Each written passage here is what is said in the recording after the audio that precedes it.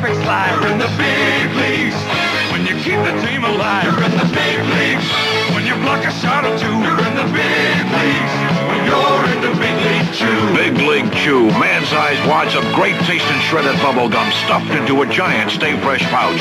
For big league flavor and big league bubbles, it's Big League Chew. You're in the big leagues when you're in the big league chew.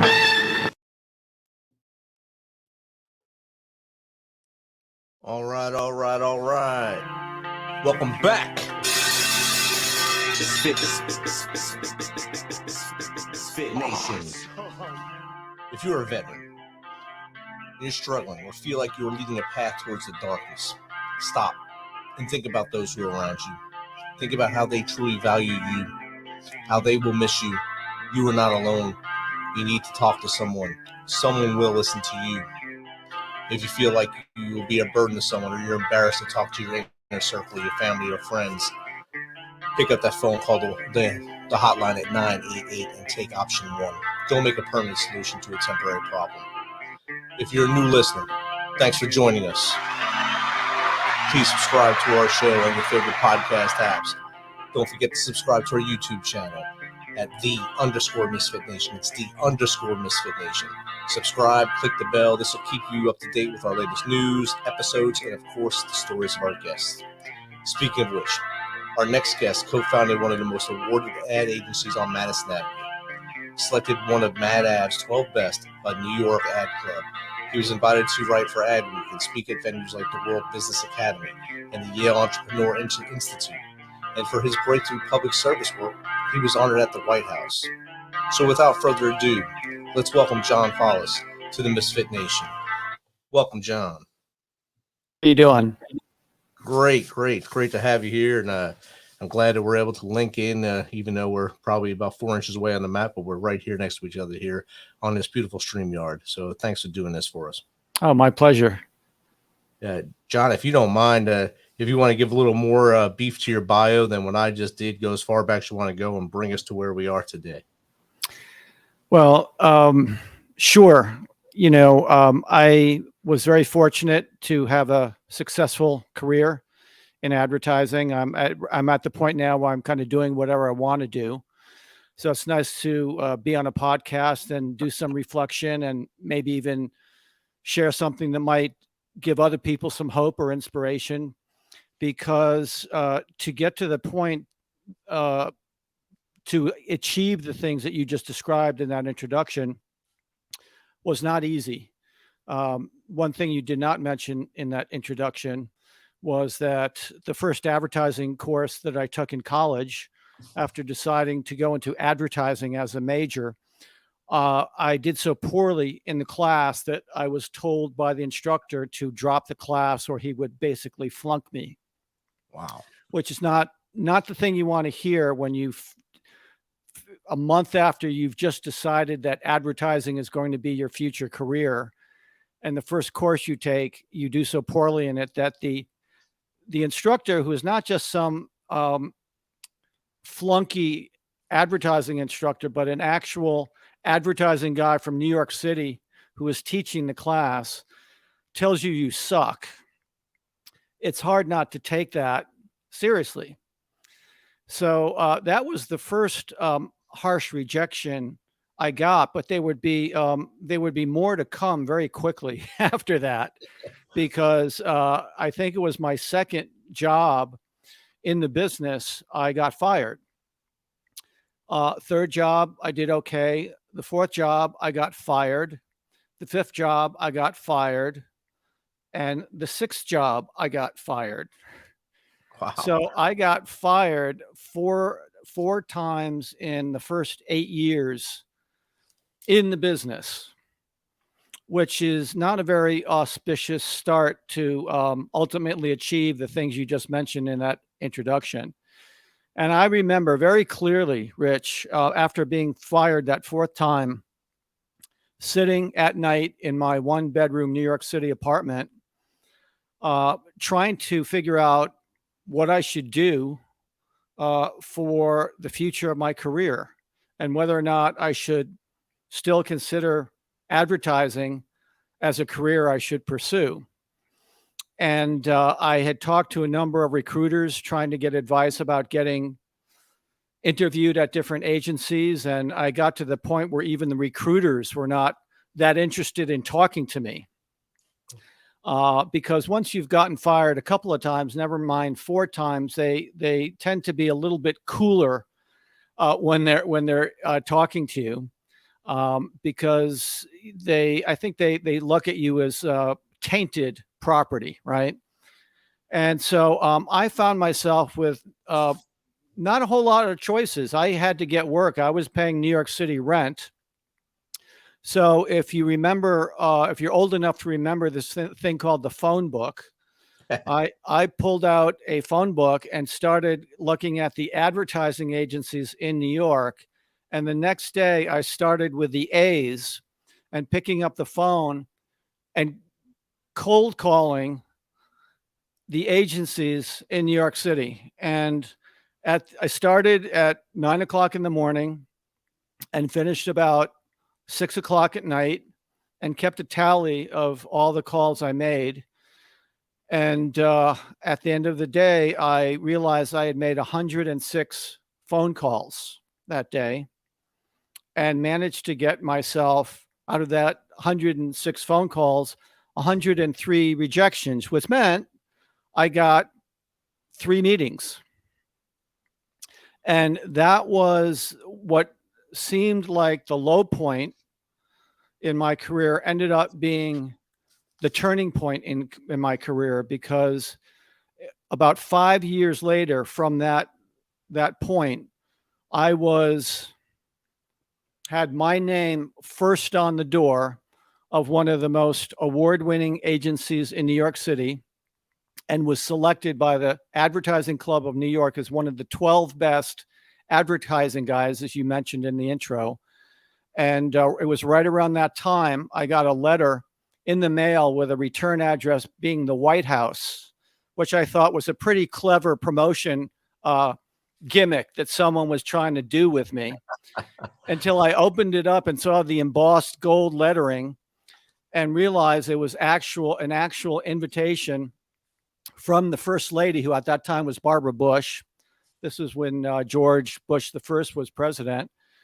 And it was referencing a public service TV campaign that our agency did, that I had spearheaded, that dealt with the issue of child abuse, that was running on national TV. And this was about probably a month or 2 after the campaign finished, that I received this invitation. And it was an invitation to a White House reception, acknowledging me and a few other people from around the country for doing something that apparently people at the White House thought was important enough to be acknowledged at this White House reception. So again, that was about 5 years, which isn't a very long time, after finding myself alone at night in that apartment after being fired the 4th time and making 106 phone calls, going through the phone book because I was so desperate to try to get a job interview.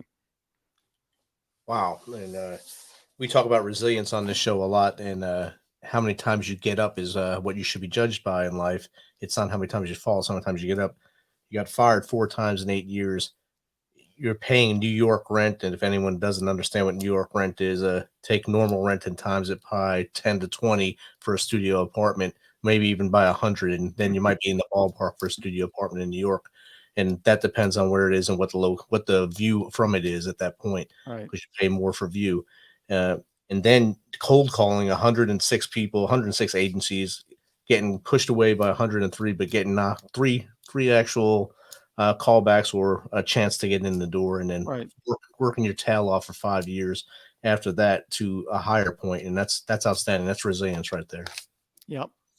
Yeah, but you talk, your show is labeled MisFitNation, so I have to tell you, I when you get fired once, you start scratching your head, and you get fired a second time, and after 4 times, you really do start believing maybe you are a misfit for the career that you've chosen, especially when your first advertising instructor tells you chose the wrong career, back in college.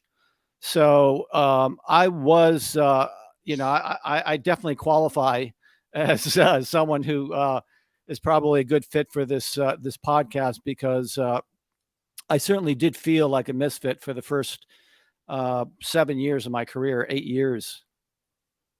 Definitely, and the path that the road you were climbing, it's like a roller coaster, in, out, in one agency, out, and it's like they had these check marks to either keep you or leave or get you out of there as quick as possible, so you wouldn't move up. And I think a lot of agencies at that time would do that to people if they were perceived as sort of a threat or they had creativity on there. They would push you aside and try to do anything they can to get rid of you. And I think kind of that's what happened to you Well, based on where you wound up. that's really interesting. That's a very insightful comment. I don't know how you thought about that, but I mean, I don't mean to sound arrogant by agreeing with you on that, but that's a very keen insight. I'm surprised you would even suggest, because I do believe that maybe not in all four of those cases, but certainly in one or two of them. Um, Listen, the advertising business is kind of like Survivor, that TV show Survivor, and oftentimes the creative director at the agency will have two, sometimes three teams competing against each other on the same assignment.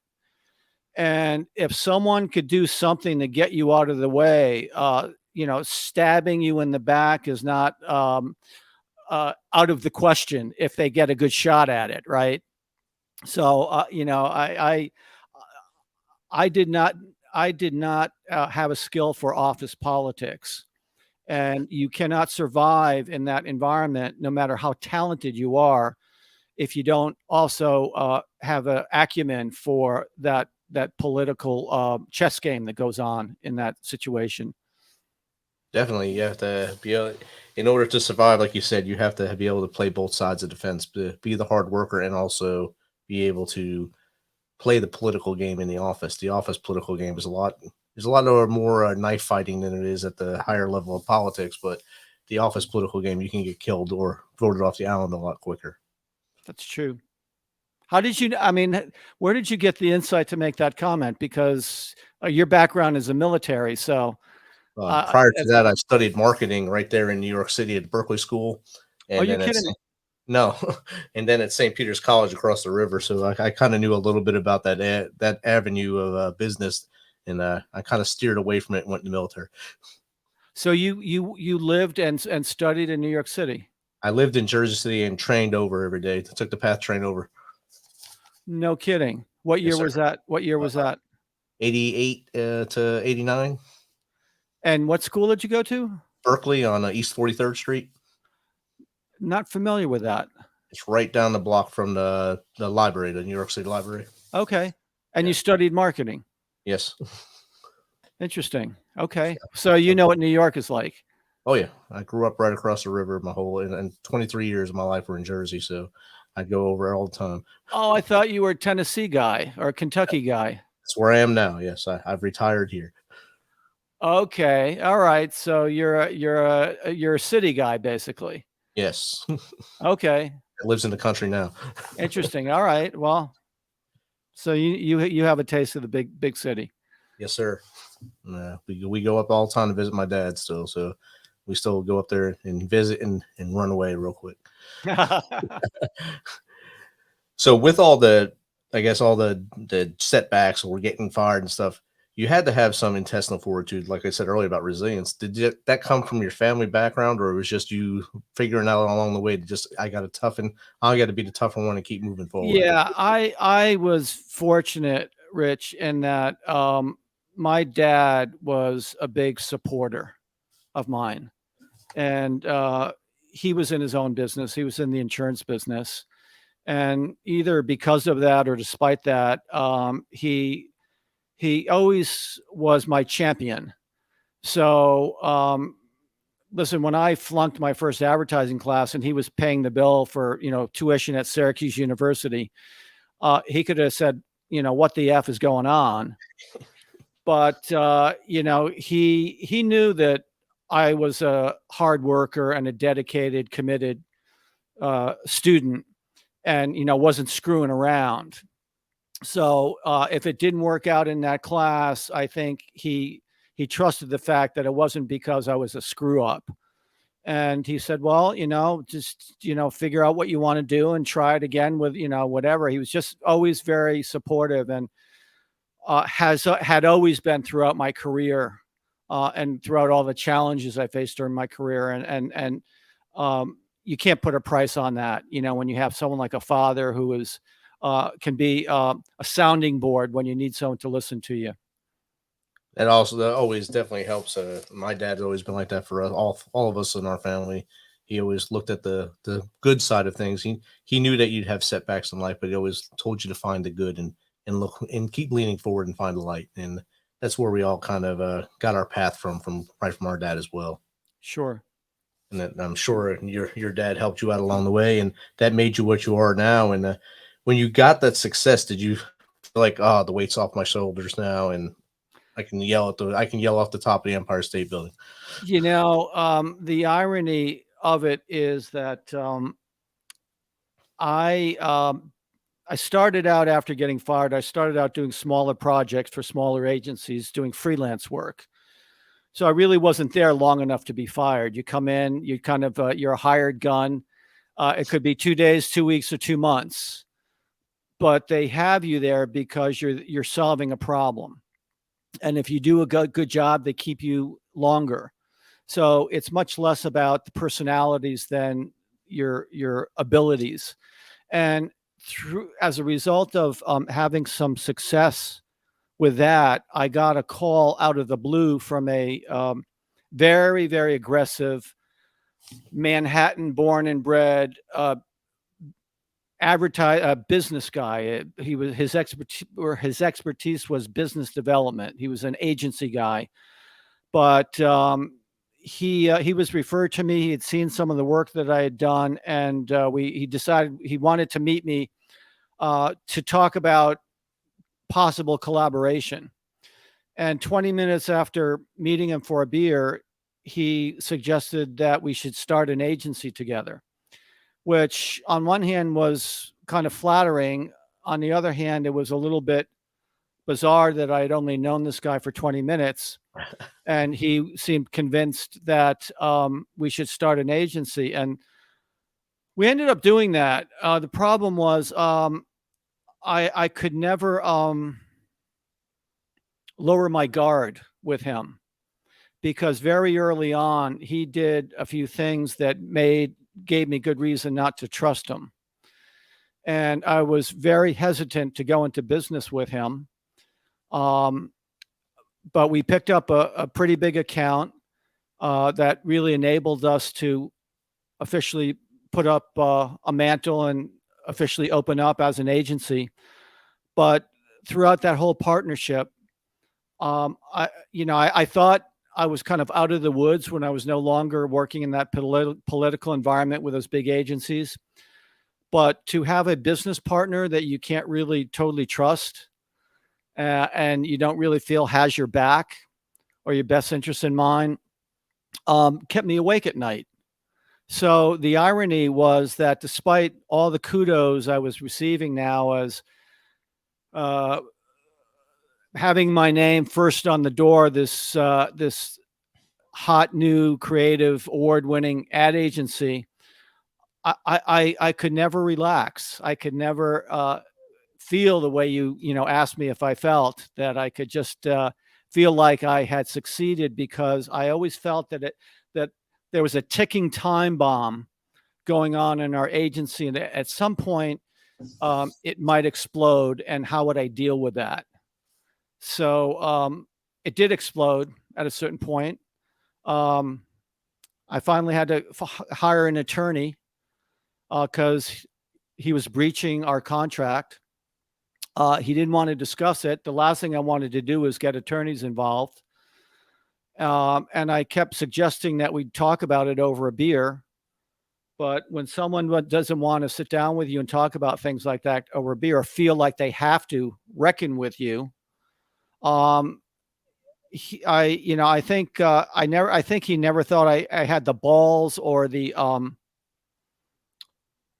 what can I say? The savvy maybe to find a really kick-ass attorney that would kind of call him out. And I hated to do it. I really hated to do it.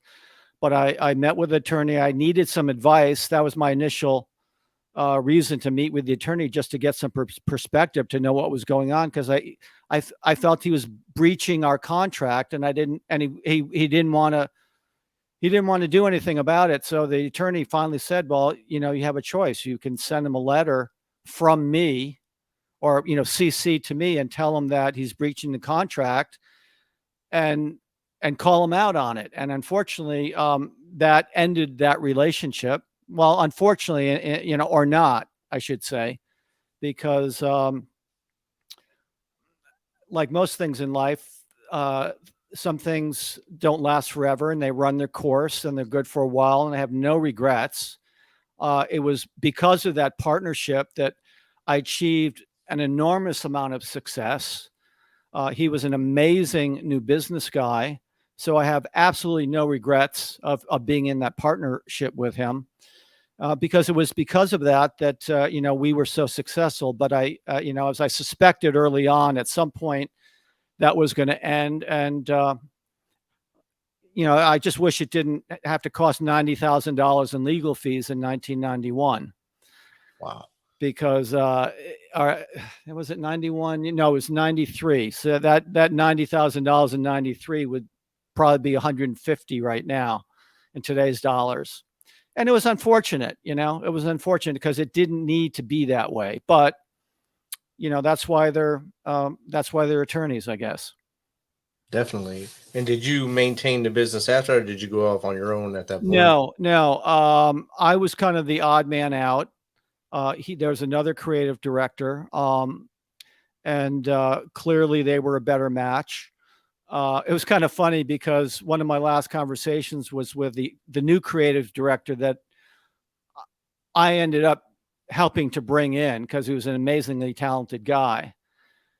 And I sat down with him, and right before I left, I asked him if he trusted our business partner, my soon-to-be ex-business partner. And he looked at me and he said a couple of things I'll never forget. One thing he said, I don't trust anyone, but I trust him less. Oh, wow. Than anyone. So, I mean, that's not exactly correct English, but I knew what he meant. I don't trust anyone, but I trust him less. And then the second thing he said to me was, do you think he's taking money out of the business, on the side? And the guy had only been working with us a relatively short time, yet he felt uncomfortable enough about this guy to ask me my opinion about that, whether or not he thought this guy was skimming money out of the business. To which I replied, well, I have no reason to believe that. Why do you ask? And his response, again, I still can't believe what he said. He said, well, I don't know if he is either, but it wouldn't surprise me if he is. And if he's taking 10% more, we're supposed to be 50-50. When you leave, it's going to be 50-50 between me and him. And if he's taking it an extra 10%, which wouldn't surprise me, he said, I could live with that. Wow. And I'm thinking, these guys are definitely meant for one another, because if I suspected that he was taking $1 more than me, I would have a problem with that. If our agreement was 50-50 and he was taking 51% out of the money, that would be a problem for me, because that's not what we agreed to. And yet this guy was willing to take 40% or 45% to this guy's 55%. He felt that he could live with that. So I couldn't believe that he would be, first of all, that he was, he also felt distrustful with this guy, but was willing to go into business with someone that he felt could possibly be taking, 10% more out of business than he should be getting. So I said, good luck. Wow. That's craziness. And they're still together. So obviously, Listen, some people could live in a marriage where the partner's screwing around and they're okay with it. That's true. It's a true statement. So we have a lot of veterans that listen to the show, and a lot of first responders and such that want to start businesses or need help getting their business out there. What are some tips that you would give them to get their ad out there to the masses? To get their what out to the masses? Their brand, and like how would they advertise it to the masses now? Well, that all depends what their business is. I mean, the short answer is you got to use everything that's free and available. Start there. But, everyone and their grandmother is promoting something on social media. So, and I mean it, I mean, there's so many podcasts that have spawned up because of the pandemic. There's probably more grandparents on doing podcasts and YouTube channels than ever before. So I'm not joking about that. So, I mean, it's very difficult for someone who's a entrepreneur, business owner, who doesn't have the training and experience in marketing to be really good at marketing their own business. It's just difficult. When you run a business, you have to find people to help run your business. You need a bookkeeper, right? Unless you have accounting degree, you shouldn't be doing your books. You should hire a bookkeeper or an accountant. You should also, if you're in any kind of business, you should have some kind of a legal source to count on. If you know a little bit of law, that's great, but you're not, if you're going to be signing contracts or doing thousands or tens of thousands of dollars in business, you have to know how to protect yourself legally. So you need to have a legal resource that you can trust. Well, the same is true with marketing. It's kind of funny. Simply because everyone is familiar with marketing, everyone knows what marketing is in essence, suddenly everyone thinks that they're qualified to do it well. And very, very few business owners, it's a very, as simple as it may seem in essence, there's so many nooks and crannies and wrinkles of marketing. And everyone is looking for the silver bullet. They all want to know, well, what should I do? The best thing they could do is find someone who's brilliant and pay them well to help you. That's really one of the best things. And the story I like to tell, Rich, is, when you think of the most successful company in the world, certainly one of them is Apple. And I'm a big fan of Apple. I own stock in Apple. I'm a big Steve Jobs fan, so I know a lot about it.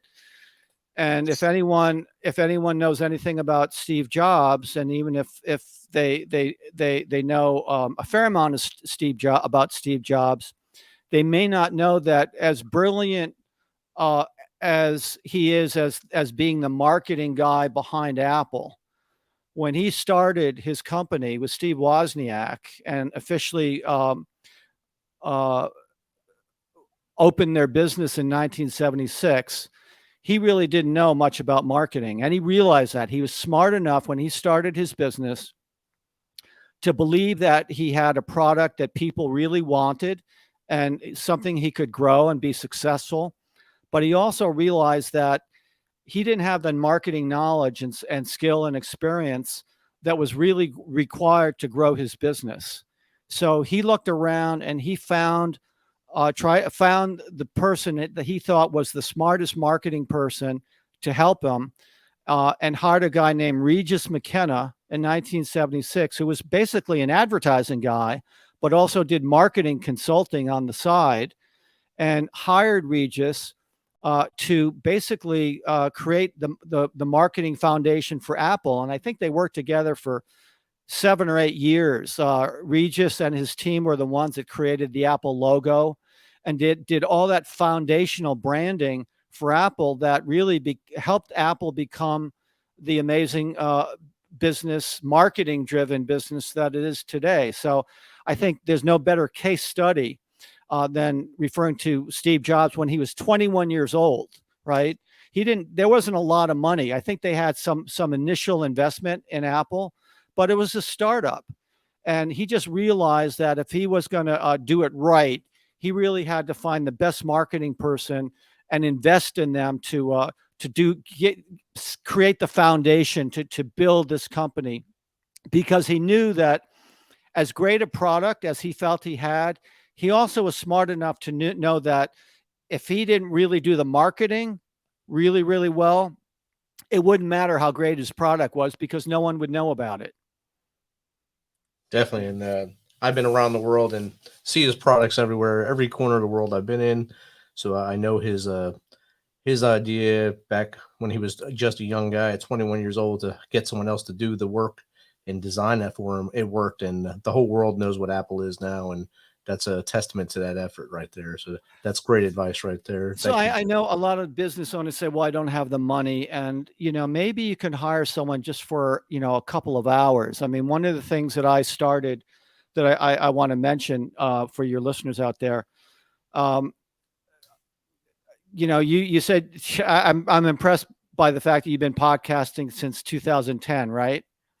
No, the MisFitNation's been around since 2010, the podcast since 2020. Okay. But you started podcasting in 2010, right? 2020. Oh, 2020. Oh, okay. Yes. Where did I read 2010? That's when the Misfits came together. Oh, when the Misfits came together. Okay. I thought you started podcasting. The reason I mentioned that is because I always paid attention to the evolving media landscape. And I started podcasting in 2006. Wow. I started the marketing show with John Follis because I just thought it was a really cool thing to do. And I did it for 7 years. And one of the other things I did right around that time, actually a couple of years earlier in 2004, when Skype became a thing. For your listeners who may not know, Skype preceded Zoom. It was the same idea, online connection. I started a online marketing consulting model called Follis Marketing Therapy. And I've been doing it ever since 2004, where I have conversations, one-on-one conversations like this with business owners. And many, many other people do the same thing. It's not a new concept. Back in 2004, it was a relatively new concept because Skype was pretty new at the time as well.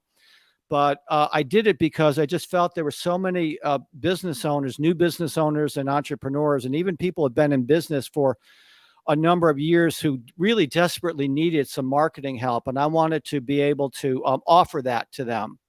So my point is that even if you can hire someone just for a couple of hours or a few hours of their time, just to get things on the right track with your business, if you find someone that you feel you can trust, it's going to be a good investment in your business. That's sound advice. Both parts are sound advice, and I hope the Misfit Nation takes heed to that advice as they go out in their ventures to open their own businesses and try to become worldwide successes, kind of like Steve Jobs did with Apple. One more thing, John, how does someone get in contact with you now if they want to just pick your brain? So I have a website that went up in 1996. I just gave it a facelift about a month ago to make sure it works good on mobile devices.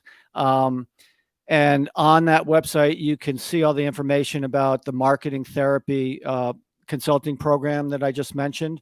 And also a company I started in 2013 called Big Idea Video, which is kick-ass marketing videos, short format, high concept, creative videos that capture people's attention.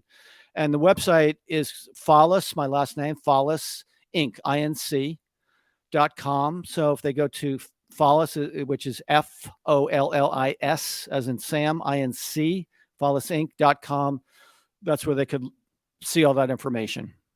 Awesome. Thanks, John, again, for taking some of your time to share your story with the Misfit Nation. Thank you, Rich. Pleasure.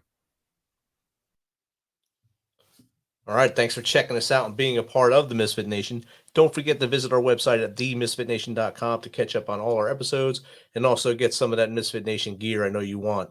As always, stay humble, be hungry, and keep hustling because we are Fit Nation.